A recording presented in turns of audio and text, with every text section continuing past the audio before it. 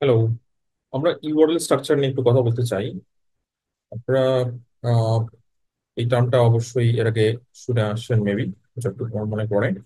Semantic URL basically তিনটা structure এখানে implement হয়। একটা হচ্ছে আপনার সিড, দেন সরি বললাম, প্রথমে হচ্ছে রুট, এরপরে এটার আন্ডারে আসবে হচ্ছে আপনার সিড, এবং এটার আন্ডারে আসবে হচ্ছে আপনার নোড। এবং এটার এক্সাম্পল হিসাবে যদি বলি, যে ধরেন আমাদের এই গাইডটা যদি দেখেন, এই গাইডের স্ট্রাকচারটা আপনি বোঝার চেষ্টা করেন। এইটা হচ্ছে আমার সিড, রুট। ওকে, এটাকে বলছি রুট। এইটা হচ্ছে আপনার সিড, আর এটা হচ্ছে নোড। এখন বুঝতে পারছেন কনসেপ্টটা? হচ্ছে আমরা এটা হচ্ছে রুট, যেখানে হচ্ছে মেইন টপিকের থাকে, এরপর এটা সিড ফরম্যাট, যেখানে এটার আন্ডারে আর একটা টপিক আসে, এরপর এটা আর্টিকেল ফরম্যাট চলে আসে। এখন একটা ব্যাপার একটু আপনাদেরকে বলা উচিত আমার, সেটা হচ্ছে আপনারা সবাই ক্রল ডেপথ সম্পর্কে একটা ধারণা রাখেন, right? Crawl depth, Google normally যদি ক্রল ডেপথ মোর দেন 3 হয়, তাহলে সেই পেজগুলো ইন্ডেক্স করতে প্রবলেম করে। অর্থাৎ সেটার মানে পেজগুলোর ক্ষেত্রে, অর্থাৎ ইউআরএল স্ট্রাকচারে সমস্যা হয়।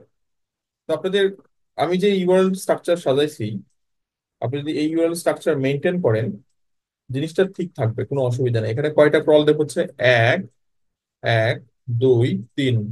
এর বেশিও আপনি চাইলে, যদি স্বার্থে আসে, মানে এইটার স্বার্থে প্রয়োজন হয়, আর্টিকেলের স্বার্থে যদি প্রয়োজন হয়, তাহলে সিমান্টিক স্ট্র্যাটেজিতে পারলে ধরেন আরেকটা রাখতে পারেন, অথবা দুইটাও রাখতে পারেন। বড় বড় ওয়েবসাইট এগুলো কিচ্ছু মানে না। বড় সাইট গুগল তাও ক্রল করে, গুগল তাও ইন্ডেক্স করে, র্যাঙ্কিং দেয়, কিন্তু ছোট সাইটের ক্ষেত্রে প্রবলেম হয়। এখন আমরা যেহেতু সিমান্টিক প্যাটার্ন ফলো করছি, এই জন্য আমাদের ইউআরএল স্ট্রাকচার বড় হলে কোনো প্রবলেম নাই, কিন্তু এই যে প্যাটার্ন আমি বললাম, রুট সিড নোড, এই ফরম্যাটে জিনিসটা ভেঙে দিবেন। ওকে, এক। দুই নাম্বার হচ্ছে, অনেকেই বলবে যে ক্রলদেব যেহেতু বেশি, তাহলে ইন্ডেক্সেশন ইরোর হবে। দেখেন, আপনি যে মেথডে কাজ করছেন, আপনি টপিক্যাল অথরিটি ডেভেলপ করার জন্য নামছেন। আপনি একটা টপিকের উপরে 200-300 আর্টিকেল পাবলিশ করতেছেন, রেগুলার পাবলিশ করতেছেন, এবং হাই কোয়ালিটি কন্টেন্ট পাবলিশ করতেছেন। গুগল আপনাকে র্যাঙ্ক দিতে বাধ্য। সিম্পল হিসাব। গুগল এখানে র্যাঙ্কিং, মানে ইউআরএল কে কখনোই প্রাধান্য দিবে না আপনার র্যাঙ্কিং কে ড্রপ করার জন্য। আপনার আর্টিকেল কে র্যাঙ্কিং দিবে, ইউআরএল কে না। ইউআরএল অবশ্যই আমরা একটা বড় অন পেজের ফ্যাক্টর হিসেবে দেখি, কিন্তু ক্রলডেপ যদি কখনো কখনো বেশি হয়ে যায়, অনেক সময় এরকম হতেই পারে যে রুট সিড নোডের সিড মাঝখানে কয়েকটা চলে আসে, এমন হতেই পারে।